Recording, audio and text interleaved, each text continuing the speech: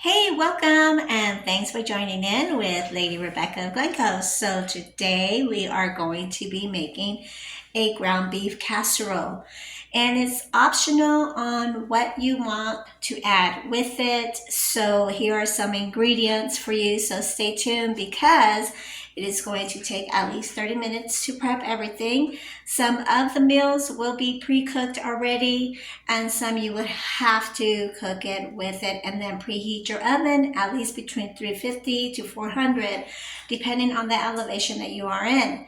So stay tuned because it is going to be casserole night for a Thursday night, or it doesn't matter any day that you are able to make it. So enjoy this casserole as we get going. Thanks for watching. Okay, so I have a few things already set out. So I have my ground beef and I have some Peruano beans.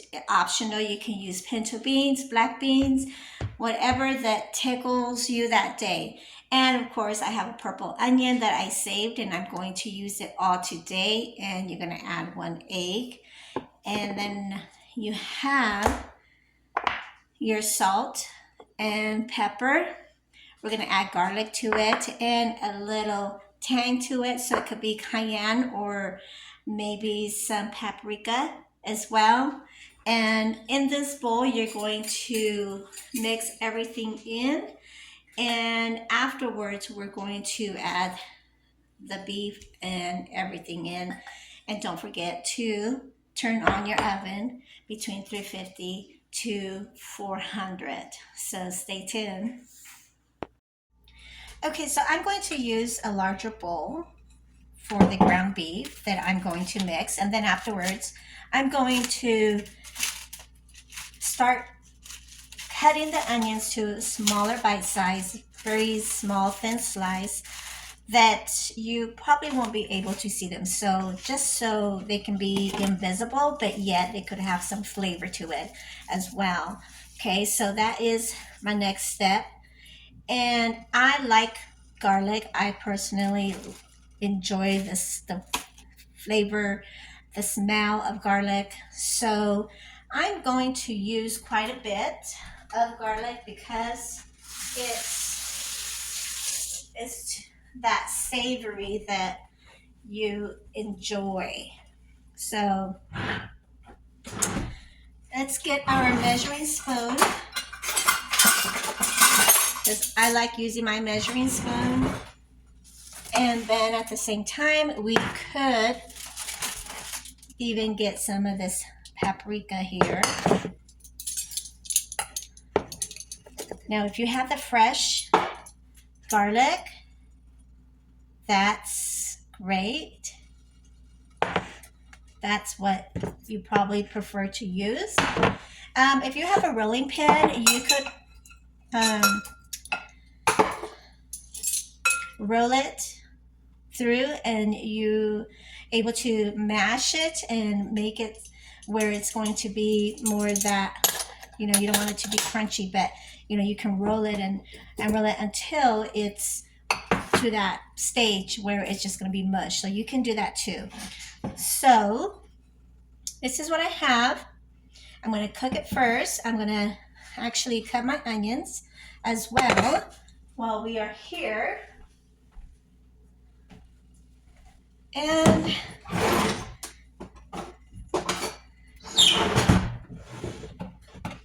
because this purple onion is still fresh, and I prefer fresh onions because it is one of the for me personally, onions on color purple onions, you could eat it raw with a salad. You could, there we go, sorry about that hand. So we're going to cook the onions first.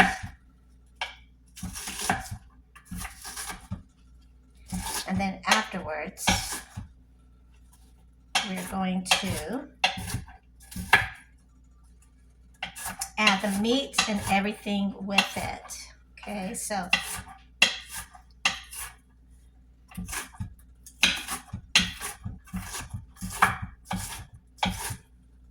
if you want to have any size of onions with this meal, that is optional. So I did mention that the onions are going to be small.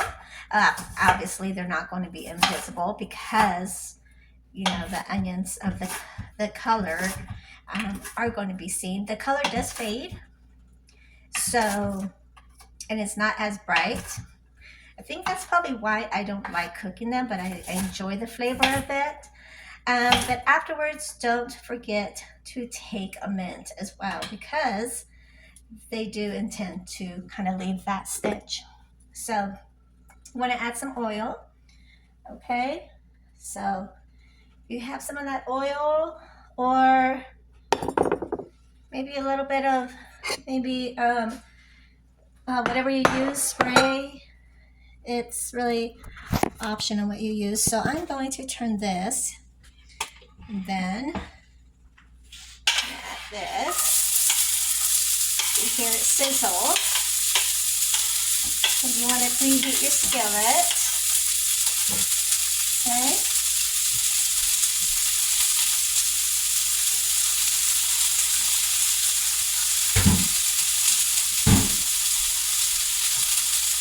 Alright, so then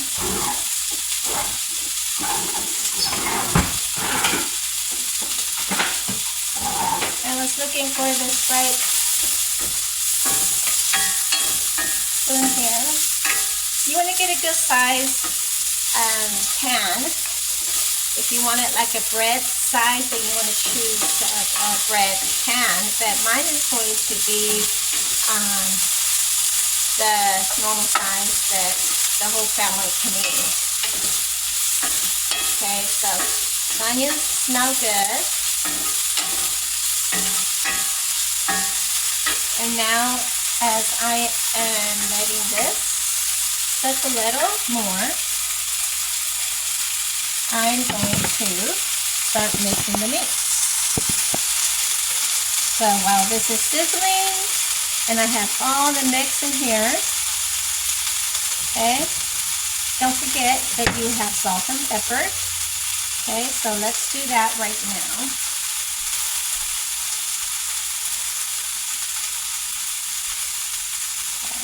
So we're going to add all the salt and the pepper. Salt and pepper.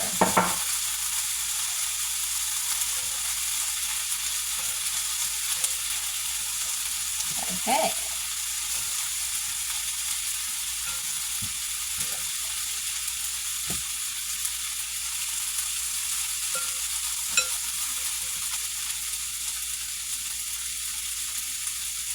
So while this is being cooked, I'm going to let it cook with just a little bit more.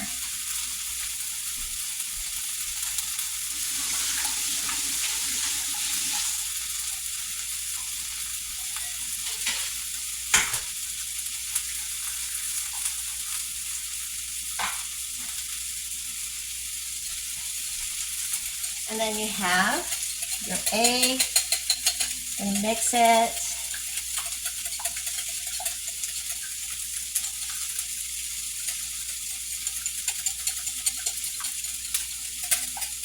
And you're gonna mix it in. And then you're gonna use your hands again to mix it. Great.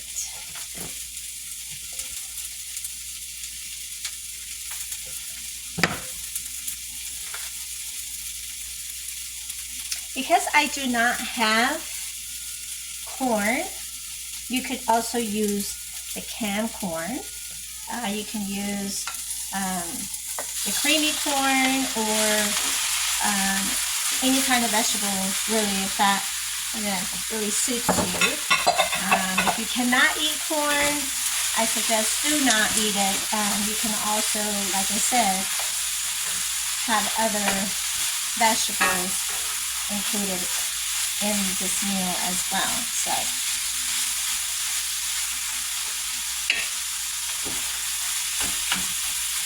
So while this is cooking, we are going to use a lid.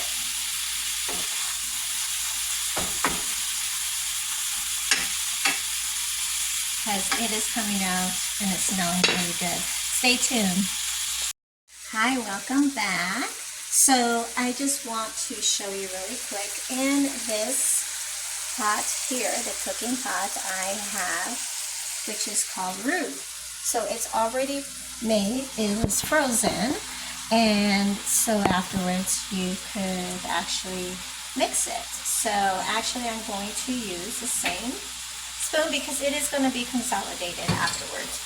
So all I've added in here is butter, just to preheat it just a little bit more, because I want it to be a little bit more of that flavory taste, that savory taste. So it is going to be exciting and it smells really good. So stay tuned because I'm not done yet, and I decided to use petite peas. So instead of corn, it is probably better to use these frozen ones. They are already frozen and they are going to be inside the ground beef while this is cooking. So don't forget to turn on your oven. I'll see you soon. Hi, welcome back with Lady Rebecca of Glencoe. So here we have all-in-one casserole. So what I did really quick is cook the meat. Actually, I marinated the onions. Then I pour the meat with the onions, and then before that I added the salt, the pepper, paprika, garlic, and then some petite peas, which surprised me that there was some the ball onions, the small ones, so that came out just perfect, not knowing that it was going to be there. So, and then the beans are going to be served aside. I don't want too much of everything in there. If you want, you can even add pasta, but I'm not, because I added the roux. The roux is really just a filling to it, and so you don't want to overwhelm on that. You're going to be fooled really quick. Okay, so but the beans are going to be served aside. I personally like Peruano beans, so those are one of my best options that I can give you. And then of course this kind of cake pan, if you want to use a cake pan or use the bread pan, so that's optional too.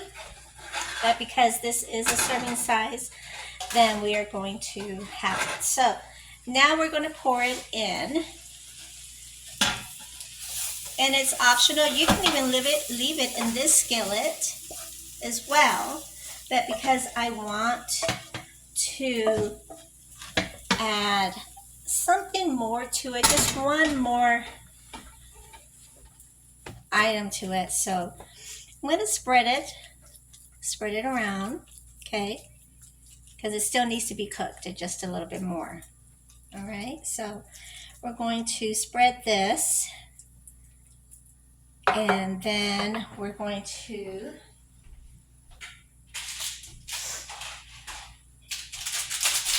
grab this kind of bag because it has the cheese, the Parmesan cheese on it. So, and if you want to use cheddar cheese and shred it over, you can do that too. Okay, and then serve it with a salad on the side as well. Okay,